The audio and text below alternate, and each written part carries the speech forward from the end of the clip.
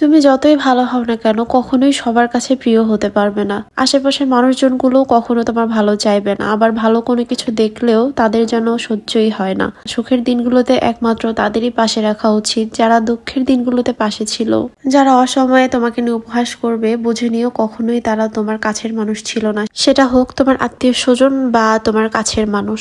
দিন শেষে মা বাবা ছাড়া কেউই পাশে থাকে না। হ্যালো, আসসালামু আলাইকুম, কেমন আছেন সবাই? দেখতে দেখতে 6টা রোজা চলে গেল। তবে এই 6টা রোজা তো বেশ আরাম আয়েসে গেল। মায়ের কাছে ছিলাম, খুব ভালো গেল। বুঝতেই পারলাম না রোজা ছিলাম সারাদিন, মা কোনো কাজই করতে দিতে চাইতো না। টুকটাক আম্মুকে হেল্প করে দিতাম, এতটুকুই। তবে কালকে যেহেতু বাসায় চলে যাব, গিয়ে নিজের সংসার সবকিছু নিজে হাতেই সামলাতে হবে, এটা ভেবেই মনে হচ্ছিল যে মাকে ছেড়ে চলে যাব, আবার নিজের বাসায় যাব। তো সব মিলাই মনটা একটু ভীষণ খারাপ ছিল। তারপর ভাবলাম যেহেতু চলেই যাব আজকে কিছু একটা বানাই। তো ভাবলাম নুডলস দিয়ে, এবার কোনো রেসিপি বানানো হয় না, এই জন্য নুডলস দিয়ে বানাতে চলে গেলাম। রোজার মাসে আমার এটা ওটা ট্রাই করতে বেশ ভালো লাগে, আর প্রতিবারই আমি নুডলস দিয়ে কোনো না কোনো আইটেম বানাই। তো এবার এখন পর্যন্ত বানানো হয় নাই, তো ভাবলাম বানাই। তো এখানে প্রথমে আমি 1 প্যাকেট নুডলস নিয়েছি।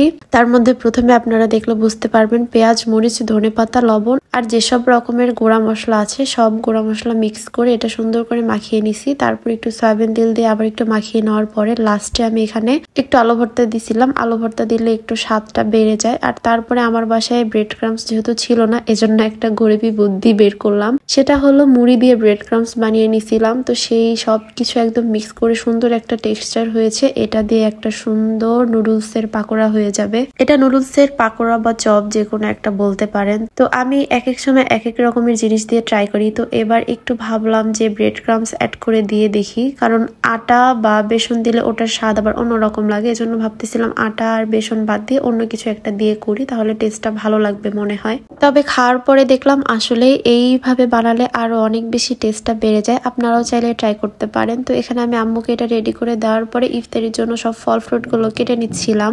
বাড়ির একমাত্র মেয়ে বলে কথা, এই কাজগুলো তো করতেই হবে। আর আমি যেহেতু বাড়ির বড় মেয়ে, তাই আমার উপরে এই দায়িত্বগুলো আসে।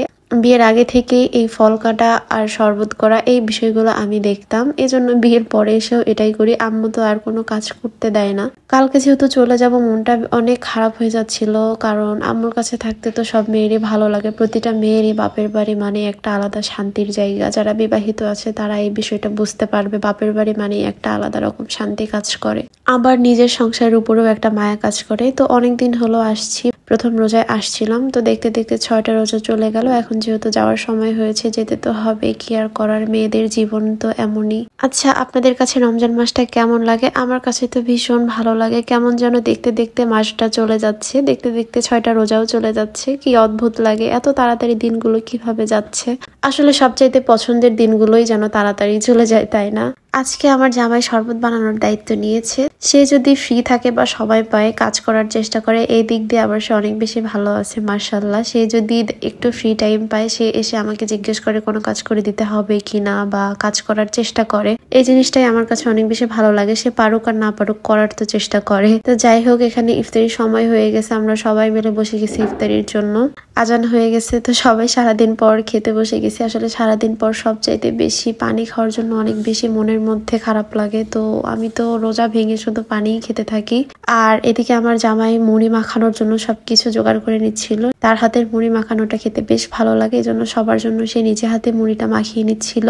আচ্ছা, আপনারা কে কে এভাবে একসাথে মুড়ি মাখিয়ে খান কমেন্টে বলবেন তো।